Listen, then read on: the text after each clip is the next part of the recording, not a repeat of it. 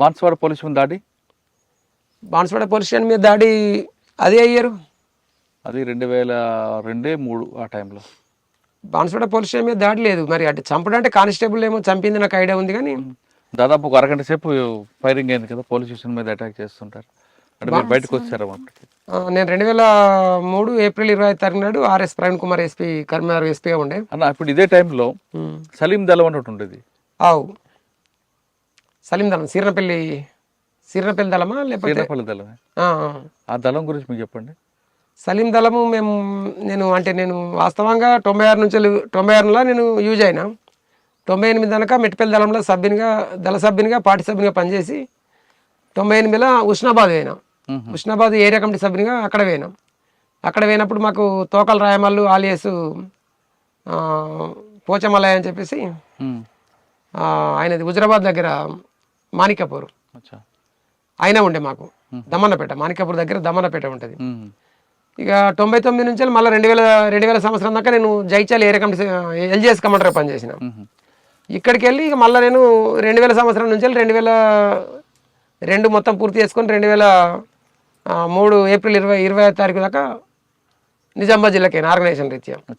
ఆ నిజామాబాద్ జిల్లాలో police station పక్కన వాటర్ ట్యాంక్ పేల్చాలనుకున్నారు ఎందుకు? ఏమో మరి అది పోలీస్ స్టేషన్ పక్కన వాటర్ ట్యాంక్ నిజామాబాద్ జిల్లాలో ఎక్కడ? నిజామాబాద్ టౌన్లోనే. టౌన్లోనా? టౌన్లో వాస్తవంగా అప్పుడు మనకు అంటే సిటీ ఆర్గనైజర్ ఉండే సుధీర్ అని చెప్పేసి. సుధీర్ అలాది ఇక్కడనే మనకు దీన్ని ఏమంటాం ఇక్కడ మనం ఇక్కడనే ఉంది మండలి, ఏది మోర్తాడు పక్కనే వాళ్ళది విలేజ్ ఉంటుంది. వాటర్ ట్యాంక్ పేలిస్తే కింద ప్రజలందరికీ ఇబ్బందిగా అవుతుంది కదా? లేదు, అటువంటిది అయితే ముందు ఇప్పుడు ఇంతకుముందు బస్సులు ధ్వంసం చేసినప్పుడు ప్రజల నుంచి వ్యతిరేకత వచ్చింది కాబట్టి అది కరెక్ట్ కాదని చెప్పేసి మీరు నిర్ణయించుకున్నాము. మరి వాటర్ ట్యాంక్ పేల్చాలని కాదు కానీ ఇప్పుడు ఆ సుధీర్ ఏంటైనా ఎన్కౌంటర్ జరిగిండు. అదే హౌసింగ్ బోర్డు కాలనీ ఎన్కౌంటర్ అయింది కదా, అదే దానికి నిరసనగా ఏదైనా ఒకటి చేయాలని చెప్పేసి అట్లా గిట్టు ఉండొచ్చు. కానీ ఇంకా వాటర్ ట్యాంక్ మనకు అది ఏ రీతి చూసినా మనకు అది పార్టీ సిద్ధాంతానికి అయితే కరెక్ట్ కాదు. అది నిజామాబాద్లో చేసిన మీరు ఇంకా యాక్షన్ చెప్పండి. నిజామాబాద్లో యాక్షన్స్ అది ఆర్గనైజేషన్ వాళ్ళకు సివిల్ ఆర్గనైజేషన్ ఉంటుండే. నిజామాబాద్ ఆయన సుధీర్ ఉన్నప్పుడు యాక్టివ్ ఉంటుండే. సుధీర్ చనిపోయిందంటే కొంచెం స్తబ్దత అయిపోయింది. అప్పటికి మనకు 2001-2 నుంచి నిర్బంధం బాగా అయిపోయింది. అప్పటికి కోటగిరి ఆ ప్రాంతంలో, రైతునగర్, కోటగిరి, శ్రీనగర్ ఈ ప్రాంతంలో కాంట్రాక్ట్లు బెదిరించడం, డబ్బులు తీసుకోవడం చేసేవారని ఉంది, ఒక ఆరోపణ ఉంది. అది మాకు ఆయన దయానంద్ అని చెప్పేసి ఇప్పటికి కామారెడ్డిలో ఉంటాడు. ఆయన ఏరియా వాస్తవంగా ఆయన లొంగిపోయిన తర్వాత మేము పోయినాం కానీ తక్కువ. మేము బాన్స్వాడ కానీ ఎల్లారెడ్డి దళాలకు జంగల్కే పరిమితమైన తప్ప మేము ఆ పరిస్థితి అసలు డబ్బుల గురించి మాకు అసలు ఇంకోళ్ళని బెదిరియాల్సిన అవసరం మాకు లేదు వాస్తవంగా చెప్పాలంటే. డబ్బులు ఎందుకంటే ఇలా గాయత్రి షుగర్ ఫ్యాక్టరీ కానీ ఇలా కల్లు డిపో కానీ ఇవాళ అడిగినా ఒక లెటర్ రాస్తే తీసుకొచ్చి ఇచ్చే పరిస్థితి ఉంటుండే పార్టీ బలం ఉన్నప్పుడు. పార్టీ బలహీనంగా ఉన్నప్పటికైనా డబ్బుల గురించి మాత్రం పార్టీకి ఒక కోట ఉంటుంది. ఆ కోట మేరకే యూజ్ చేసుకున్నాడు. దానికి మళ్ళీ అకౌంట్ సీట్ ఉంటుంది.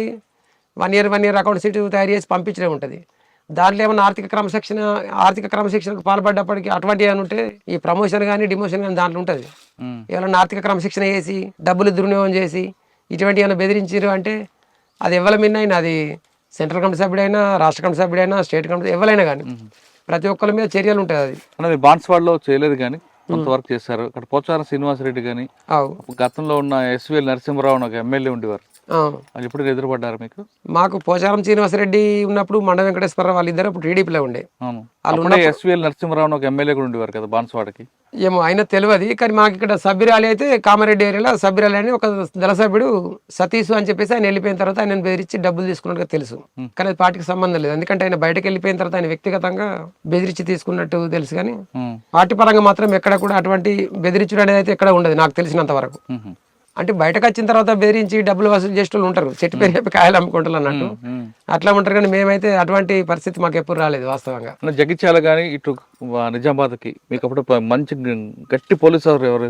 మాకు ఇక్కడ అప్పుడు మాకు అంటే వాస్తవంగా అప్పుడు నల్లి ప్రభాత్ ఉన్నప్పుడు కొద్దిగా బాగా ఉండి, ఇప్పుడు మల్లనపేట ఎన్కౌంటర్ ఆయన ఆయంలో ఉన్నప్పుడు జరిగింది. నల్లి ప్రభాత్ ఉండే, తర్వాత ఎస్పీ బాలసుబ్రహ్మణ్యం ఉండే, అప్పుడు ఏఎస్పీ ఉండే, ఎస్పీ కాదు కానీ జైచాల ఏఎస్పీ ఉండే.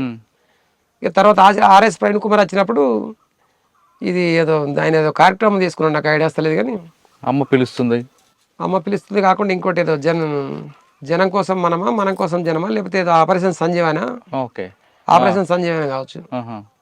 ఆ కార్యక్రమంలో ఇబ్బంది పడారా పార్టీకి? అంటే పార్టీకి మొదటి నుంచి వెళ్ళి అంటే ఆర్ఎస్ ప్రవీణ్ కుమార్ యాక్టివ్ అంటే ఆయన ఇదే ఒకప్పుడు ఉమేష్ చంద్ర ఎట్లుండే ఈయన కూడా అట్లా ఉండే. ఆయన కూడా ఒక నిజంగానే చెప్పాలంటే వాస్తవంగా దళిత వర్గం నుంచి వచ్చినాడు. అవును.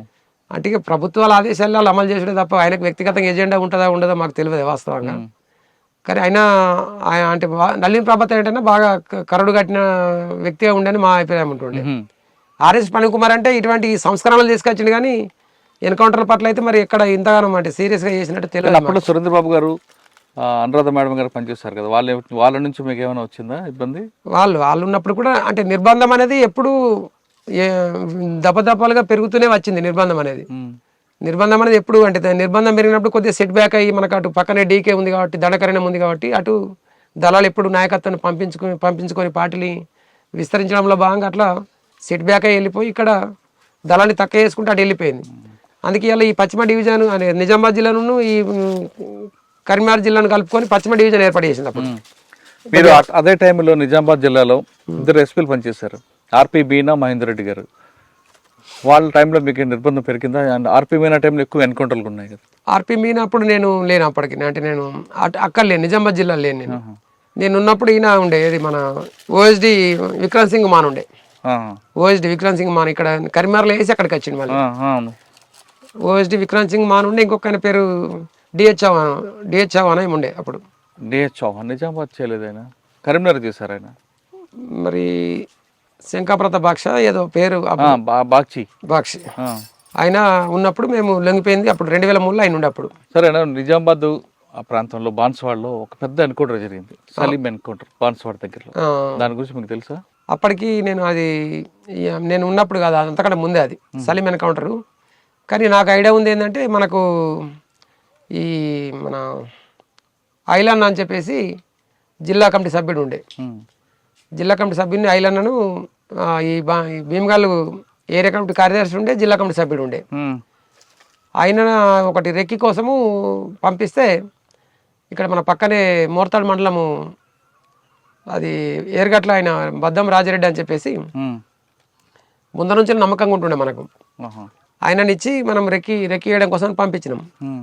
పంపిస్తే తీసుకుపోయి ఇక్కడ మిట్పిల్ల హోండా షోరూమ్ దా వెనక ఉండి పోదామన్నా, నువ్వు ఇక్కడ ఉండు, నేను ఇక్కడికి పోయేస్తా, ఇది వెహికల్ అరేంజ్ చేసుకుని పోదామని చెప్పేసి డైరెక్ట్ పోలీసులను తీసుకొచ్చి పట్టించింది అయితే తెలుసు. ఇక అతిపెద్ద ఎన్కౌంటర్ అంటే మానల్ ఎన్కౌంటర్.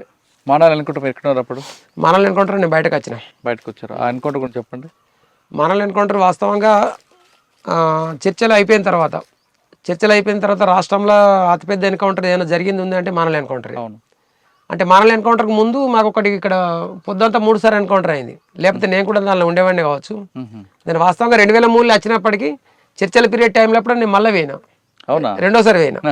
నాకు ఇక్కడ ఉన్న ఒత్తిళ్ళు ఇబ్బందులతోటి లోపల బాగుంటుంది అదే అట్లా అనుకొని రెండోసారి చర్చల పీరియడ్ పోయినా కానీ సివిల్ డ్రెస్సే ఉండే నా దగ్గర.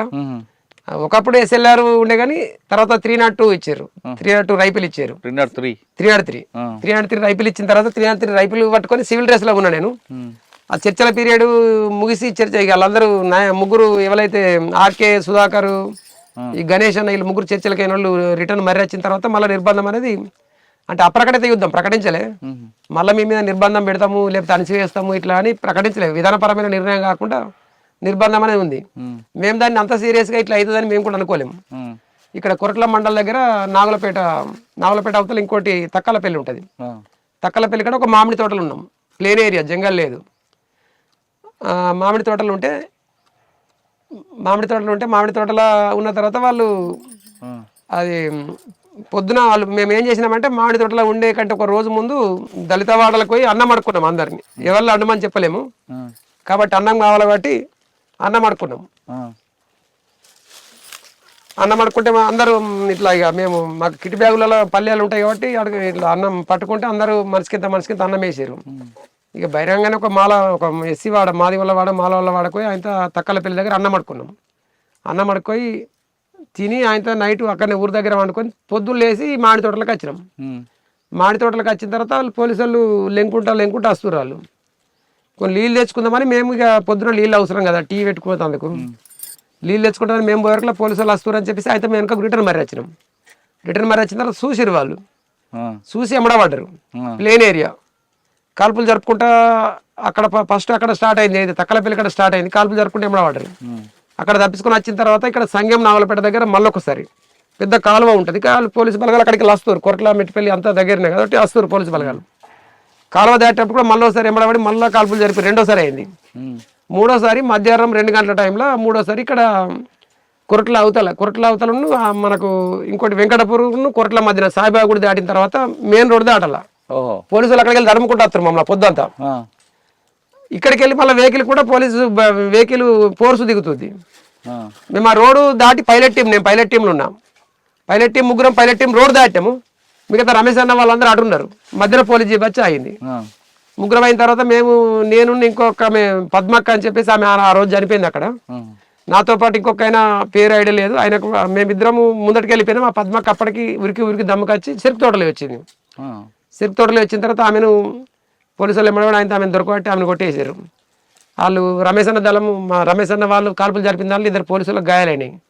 మా ఇద్దరు ఏమడా పోలీసు వాళ్ళు పడరు. ఇటు మేము మధ్యన వచ్చి మేము దాటినాం కాబట్టి మాడి తోట వైపు ఇటు మేము ఇటు మా ఎమ్మడ పడరు. ఎమ్మడ పడ్డ తర్వాత ఇంకొక ఆయన తుపాకీ ఎత్తేసి ఆయన తప్పించుకొని అట్టి అంకలు తిరుగుకుంటే ఆయన తప్పించుకొని పోయాడు. నేను ఒక్క నా ఎమ్మడ పడ్డారు. ఇక నేను అనుకున్నా ఇక ఎట్లయినా ఇక ఇప్పటికే నా జీవితం అయిపోయిందని నేను అనుకున్నా. జీవితం అయిపోయింది అనుకున్నా. అయితే నేను కూడా ఏం చేసినంటే ఇక ఇట్లా కాదు, ఇది వెపన్ పట్టుకుని పోతే నడవదని చెప్పేసి ఆయన వెపన్ పోచి ఇప్పేసి ఇక మామూలు వట్టి డ్రెస్ ఉంది కాబట్టి ఏం కాదు, ఇలా ప్రజలు కలిసినప్పుడు వాళ్ళతో కలిసిపోతాని చెప్పేసి నేను ధైర్యం తెచ్చుకొని ఆ తుపాకీని పోచి ఇచ్చేసిన తర్వాత తుపాకీ దగ్గర వచ్చి కొద్దిగా టైం వాళ్ళు ఆగిసేసే వరకు మనకు ఆ టైం దొరికింది. టైం దొరుకుతుంది స్పీడ్ కొరికి మళ్ళీ రిటర్న్ మళ్ళీ రోడ్ ఎక్కినాం. మళ్ళీ రిటర్న్ వచ్చి నేషనల్ హైవే రోడ్ ఎక్కినాయి. ఇక నా పక్కపంటే పోలీసు వాళ్ళు వస్తా ఉన్నారు లెంకుంటూ వస్తారు వాళ్ళు.